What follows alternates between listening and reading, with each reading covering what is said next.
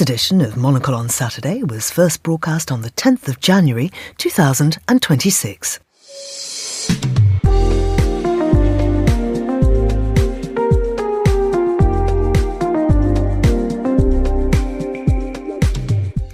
Hello, I'm Georgina Godwin, broadcasting to you live from Midori House in London. This is Monocle on Saturday, and coming up on today's programme, we'll have a look through the week's news and culture with the author and Russia analyst Charles Hecker. Then, for us, we find it very useful to think about every touch point or every sequence of interactions and the behavioural psychology that sits behind it. We'll explore how human behaviour is shaping the future of luxury hospitality. That's all ahead here on Monocle on Saturday. First, though, the news.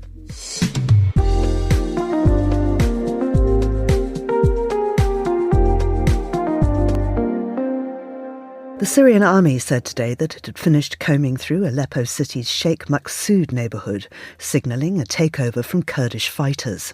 Earlier, the army announced it would push into the last Kurdish-held district of Aleppo on Friday, after Kurdish groups there rejected a government demand for their fighters to withdraw under a ceasefire deal. On Friday, EU states gave the go-ahead for the bloc to sign its largest free trade accord with the South American group Mercosur, more than 25 years after talks began, following months of wrangling to secure enough support. The European Commission and countries such as Germany and Spain argue the deal will help offset business lost from US import tariffs and reduce reliance on China by securing access to critical minerals.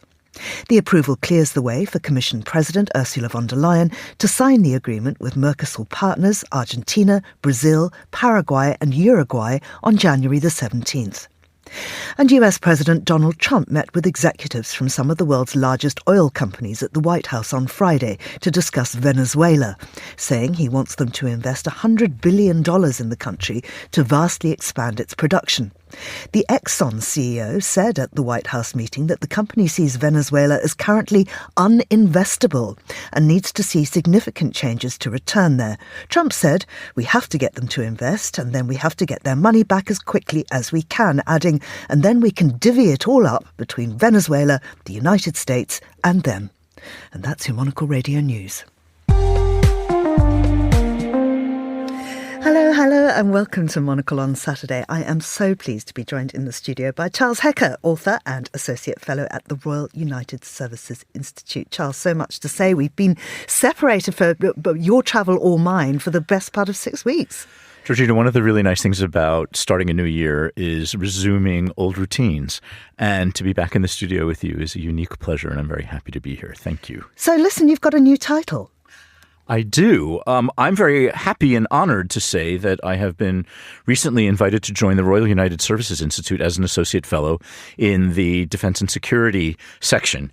And so for those of you who are unfamiliar, the Royal United Services Institute, otherwise known by its acronym RUSI, is one of the big three London think tanks, along with two others whose we shall not mention on the air.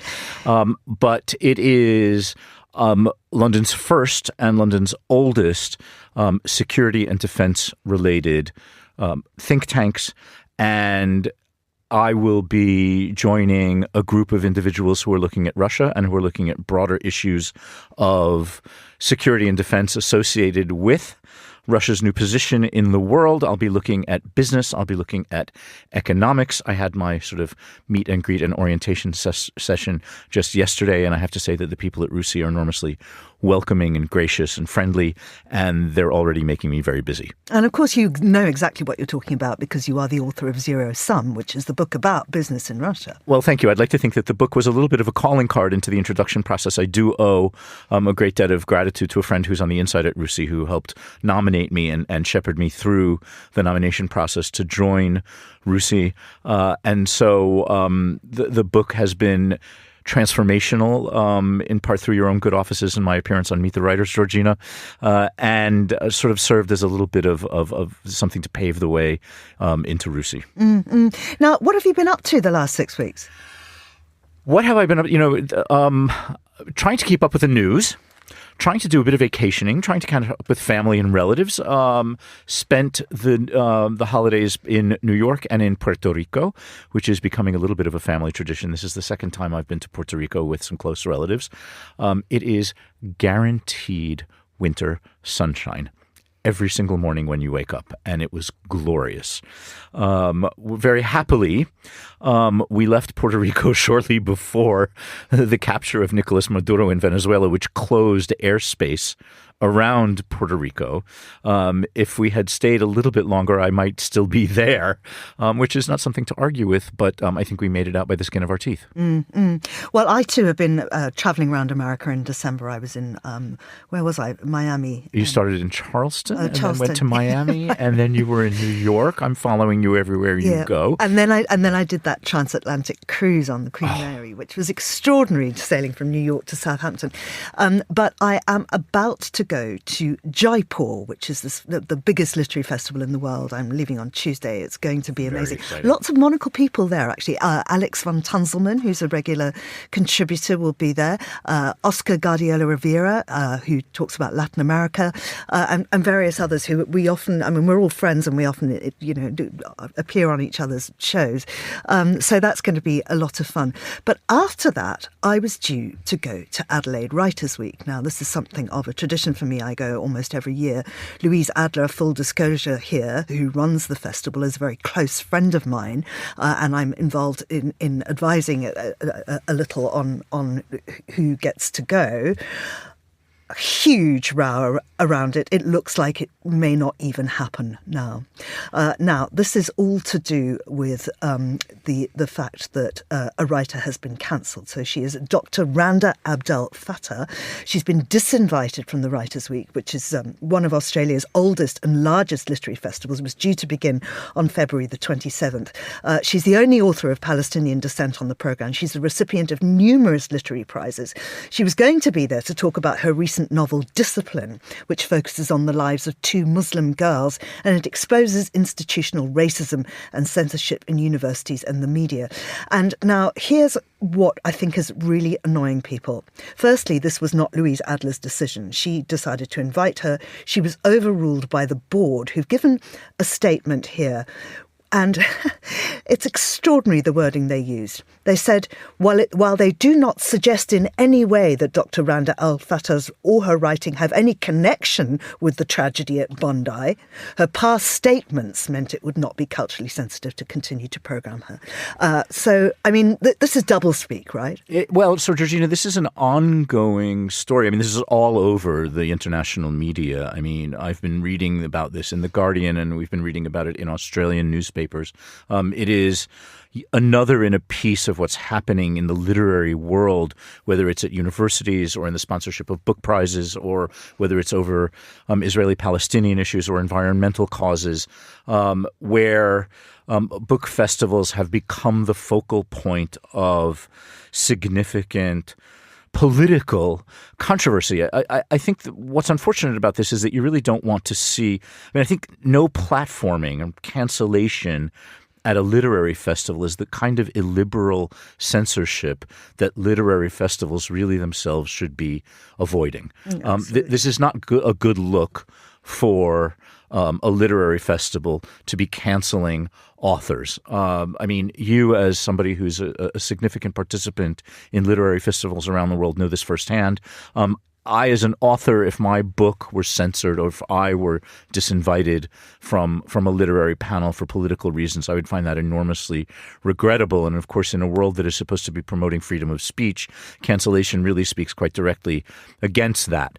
I think what the festival here is missing is possibly a teachable moment, and that is that by having Randa Abdel Fattah and by having a plurality of voices in Adelaide shows that civil and civilized discourse can progress. Are there sensitivities in Australia right now around Israel and around Palestine and around Gaza and around Australian Jews? Yes.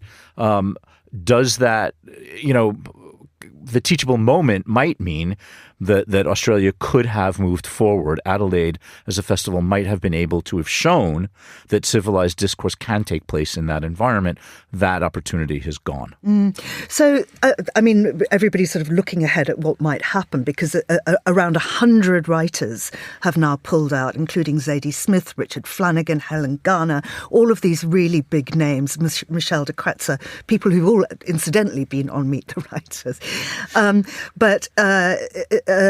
So there was sort of some discussion that was fine, and maybe the board would reverse the decision. However, the Premier of South Australia, that's Peter Malinauskas, has backed the board's decision. And so in order for them to reverse this, they're going to have to go against the state Premier. And that's just going to, I think, not be possible. Well, the involvement of political figures in these sorts of issues is never really helpful. Literary festivals should be self-governing, and learning that this was a decision that was made without the organizers' consent is regrettable, and perhaps the festival should be examining its own bylaws and how it governs itself, and the role of the coordinator and what her say should be in these issues. Politics is just never helpful on this, and we don't really know what his motives are, what the local premier's motives are for supporting the cancellation. It looks like, sadly, Georgina, you may not be enjoying the Australian winter sun when you have a number of high-profile authors, and I've looked at the list and I know some of those individuals. When you look at the number of people who have now said that they can't go, it becomes increasingly difficult, I imagine, for anybody else to actually become a participant. I mean, particularly with my role as a trustee of PEN, the Writers' Human Rights Organisation. There you are. So, all of those jobs I turned down in March.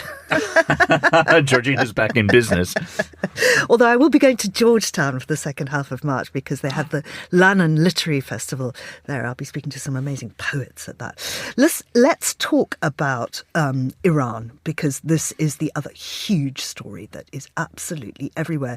These protests are continuing. They're getting bigger, if anything. Donald Trump is still threatening to take action. A policeman has now been killed. Bring us up to speed. That's right. So if you look across the international media, you will see in very bold type face that Iran is, and Tehran in particular, but genuinely, large cities in every one of Iran's provinces are now choked with protest. Government buildings have been set on fire. The national broadcaster has been attacked. And there are already discussions about, the Ayatollah Khamenei has promised to push back. He has promised to stand firm, and the internet has been cut off in Iran. Telephone and mobile phone and cellular communication has been brought down to try to thwart any attempt for protesters to organize and communicate locally and among Iran's provinces. But there is already talk about Khamenei making an exit, and that he will find comfortable surroundings and a warm welcome in Moscow, in the company of other deposed autocrats like Viktor Yanukovych and Bashar al-Assad, who's apparently living a life in the lap of luxury in both a country estate and a downtown Moscow, a central Moscow high-rise apartment. And so the speculation is rampant about the durability of the regime, the position of the Revolutionary Guards, and you have, of course, from the outside, the son of the Shah, living in his own sort of comfort in the suburbs of Washington, D.C., rallying the troops. And I guess one of the things that's most remarkable about all of this is that his words and his role as the son of a former monarch are actually resonating. And so Iran may be on the verge of coming full circle. I think there are competing factions, some who would, first of all, just want to see the end of the regime of the Ayatollahs. What happens next, whether it's welcoming the son of a deposed monarch is one thing, or moving the country towards democratic elections is another thing. But we are at this very critical moment, it would appear, on the streets of Iran. And as you say, Khamenei may well have to leave and would probably end up in Russia. When you're talking about the country estate of Assad, there's quite a little community of them out there, isn't there? All living in the lap of luxury. That's right. The suburbs of Moscow are dotted with these sort of gated communities that are home to variously sort of oligarchs and Russia's various multimillionaires and multi-billionaires, and also to deposed autocrats. And they are these sort of tree-lined, secluded, isolated communities. Some of them have luxury shopping malls within walking distance, and all of the accoutrements that you would expect when you're surrounded by billionaires. So it is entirely possible that the Ayatollah will join these communities of exiled dictators. It's premature yet to talk about him leaving the country, but if he does, the smart money is on him winding up in Moscow. So in conversations about luxury and luxury living, it's often the grand gestures that get the attention. But as the hospitality sector navigates digitalization, the question's no longer how impressive an experience looks, but how it makes us feel. So to understand how psychology shapes our experience of luxury, my colleague Emma Nelson spoke to Anant Sharma, the CEO of Matter of Form, and began by asking how we define luxury in 2026. I really believe there's got to be a maverick or an innovator at the heart of every luxury brand. Can't just be an empty status symbol. There's often a bit of eccentricity that sits at the heart of a luxury brand that makes it attractive, a defiance of the status quo. And the problem is when you operationalize luxury and then deliver it on a global stage and start undermining your supply chain, start changing your range, start shortcutting your creative direction, which is what you're known for and where your value sits, you run risk of devaluing who you are. What are you noticing at the moment about what luxury is saying about us as humans? Well, listen, it was once said that every act of consumerism is an act of self-expression, and I do believe that. I subscribe to that. Luxury items are beautiful, beautiful objects, beautiful experiences, things that make you feel that you've lived, that give you symbolic meaning to a moment that you wish to remember.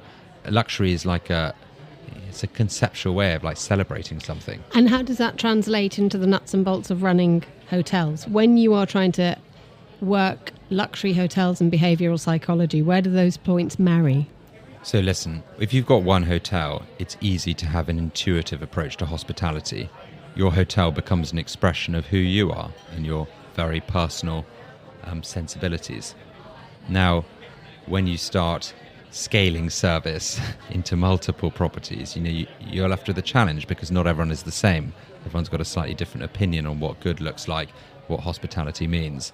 And so for us, we find it very useful to think about every touch point or every sequence of interactions and the behavioural psychology that sits behind it. How can you get people to do something and invest their effort and create rituals or two-way value exchange? Bring that alive for us. Okay, well, listen, there's a thing called the Benjamin Franklin effect. Benjamin Franklin once said, if you want someone to like you, get them to do you a favour. They'll post-rationalise they must have liked you enough to have done you the favour to begin with.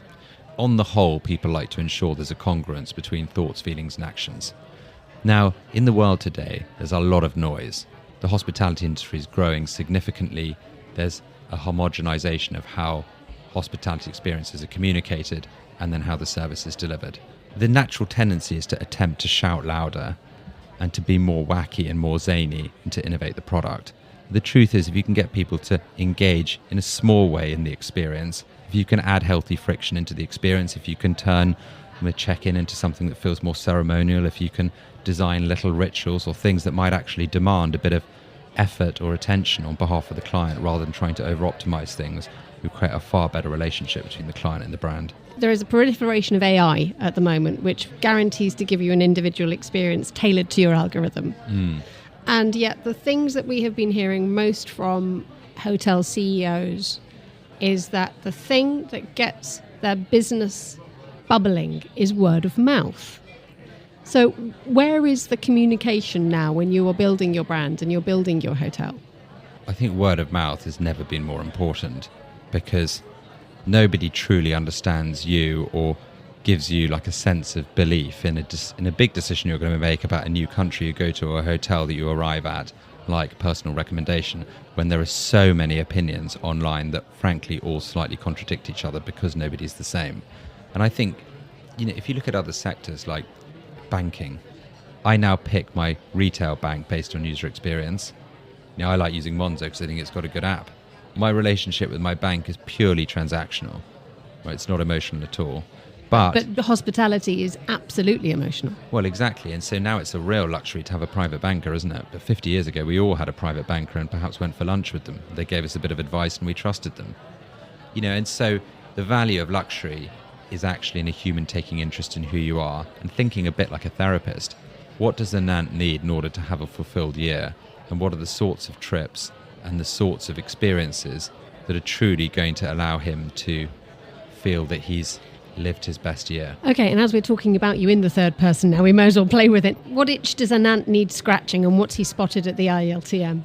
Look, this sounds a little bit negative, but I think that there is a terrible sea of sameness in the world of hospitality. It's an expression that everyone uses, but it is true. There's a lot of cliche. There's a lot of language that sort of tells you how you should feel, rather than having the confidence to set a bit of a stage and allow you to do a bit of thinking and put yourself into the scene that's been set.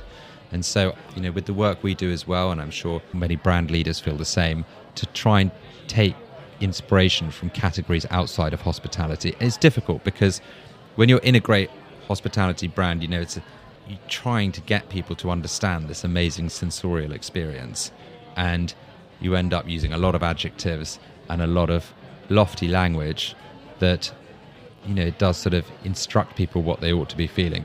That was Anant Sharma, who's the CEO of the luxury brand consultancy Matter of Form, speaking to Emma Nelson at the International Luxury Travel Market last month. Well, Charles Hecker is still with me. And Charles, just looking further away at China and the luxury market there, where it really is evolving, there's this great piece about what to watch in China's luxury market. The thing that has struck both you and I most is the extraordinary architecture of the luxury boutiques there. For instance, Louis Vuitton in Shanghai is this great cruise liner. It's amazing. It's astonishing. This is a piece in Women's Wear Daily that follows very nicely on from a piece about the luxury market. And what it tells us is that China's luxury market is sort of following global trends. And while there is still an enormous amount of disposable income in the capital Beijing and in towering financial centers and industrial centers like Shanghai, that ostentatious luxury has gone a little bit off the boil in China like it has in other parts of the world.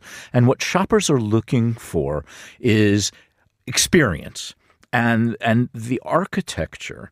And it's a beautiful story to flip through because it's illustrated with pictures of some of these boutiques in Beijing and Shanghai. And you're right that there's this absolutely sparkling sort of imitation ocean liner. It's not even that imitation. I mean, it looks like if you put it in the sea, it would float. This imitation ocean liner selling the Louis Vuitton brand in Shanghai. Slightly more subtly, there is an absolutely breathtaking Dior pavilion in Beijing, and there is a genuinely stunning, these are things I would be very, very happy to see in London, a boutique dedicated to Azzedine Alaïa, and they're beautiful to look at. And when you walk in, I imagine you feel that you are genuinely sort of experiencing this sort of luxury. And that is pushing buttons on Chinese consumers who not just want to put labels on their backs, but want to feel a part of something a little bit bigger. What Chinese consumers also want, though, are le boubous. Georgina, should we predict a little bit of buyer's remorse when it comes to Labubus? And these are the sort of devilish-looking sort of fuzzy creatures that people are attaching to their handbags, and sort of you see them bopping around central London and other fashion capitals. I think that we will reach peak labubu quite quickly. It sounds even silly just saying the word. We've talked here, I think, on other broadcasts about people sort of pimping up their labubus and adding sort of sequins and jewels and bedazzling, customizing their labubus. I think that the world will swiftly move on from that and settle back into a slightly more solid representation of what represents true luxury. True luxury, from true luxury to true love. I want to talk about heated rivalry. Now, this was an entirely new thing to me. You educated me today, Charles, by telling me that in hockey, particularly Canadian hockey, romantasy is a thing. And romance and fantasy and books about this. Just explain this more to us. Georgina, this is a remarkable series of discoveries, both on the literary front and on the television front, and on the hockey front. On the hockey front. And so what Heated Rivalry, first of all, the reason why we're talking about this is that Heated Rivalry is premiering in the UK. Today. On streaming services today. The streets of London will be empty this evening when this show premieres, because it has set the internet and the television world globally, quite literally, on fire. And the first thing that you learn when you explore this phenomenon is that hockey-based romance novels, primarily in Canada but not solely, are a massive genre of literature and book selling, an indulgence for primarily women readers, but not exclusively, number one. Number two, Heated Rivalry is a gay hockey romance novel. When the books came out, they were enormously popular. Women read gay romance fiction to read about men who are sort of slightly more sexually liberated than perhaps their heterosexual partners. And it was produced as a TV series in Canada that was expected to be an extremely niche broadcast. The exact opposite has happened. It has blown up. Its two leading stars have gone globally viral on television, on social media. They are making their American talk show debuts as we speak. And the series is rolling out here in the UK this evening. It's being dropped as an entire series rather than episode by episode. It is the perfect binge. I am burning with curiosity to see what all the fuss is all about. It's supposed to be pretty steamy. The acting is supposed to be pretty good. And the leads are ravishing. Not unpleasant to look at, it has to be said. And the author of these books has become now a firm literary celebrity in her own right. So the headline in The Guardian reads, Heated Rivalry. This queer Canadian hockey romp is so hot it threatens to scorch the ice it skates on. Ravishing actors, charged glances, buttocks like pneumatic hams. This is one steamy love story, but it's far more than just a porny sport-based bodice ripper. We need to turn the temperature down in the studio because, this is the kind of thing that I think will make TV watchers everywhere break out in a sweat. What I think you might need is a little bit of calming jazz. And if you live in Berlin, you get just that. Georgina, what a great story to look at. There's something very romantic about this story, about the birth of a jazz radio station in Berlin named after jazz legend Ella Fitzgerald. It is called Ella, very simply, and it is broadcasting live on FM, and it is also online on your laptop, and I'm looking at the website right now. It's called Ella Radio, and it's got a great big blue arrow to click and to begin playing, and it says Jetzt live anschalten. I don't know what that means, but I think it means probably play now. And what's romantic about this, first of all, is the genre of jazz itself. The setting, Berlin, a sort of experimental city, a slightly subversive city. Jazz, when it first came out, was seen as a very subversive form of music, breaking cultural norms. The history of broadcasting from Berlin, things like Radio Free Europe and Radio Liberty, broadcasting across the Berlin Wall, jamming broadcasts and evading the jamming of broadcasts. And so we have the flowering of this new radio station. And interestingly, Berlin's only jazz radio station. Hitler took an existing jazz radio station in Berlin, off the air because he deemed jazz to be degenerate, and it is gloriously degenerate, which is fantastic. That's one of the reasons why we like it and listen to it.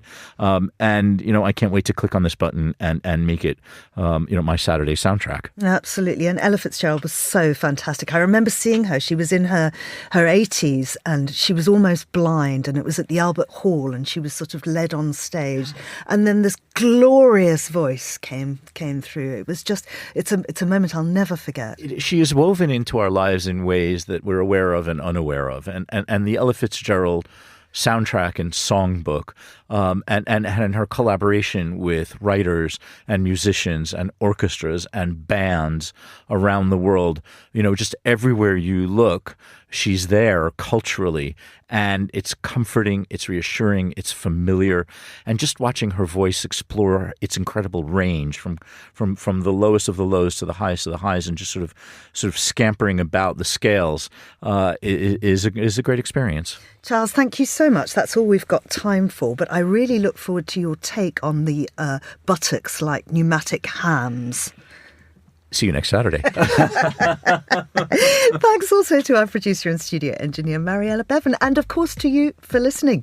Monocle on Saturday returns next weekend. Emma Nelson will be at the helm for that. I'm Georgina Godwin. Goodbye.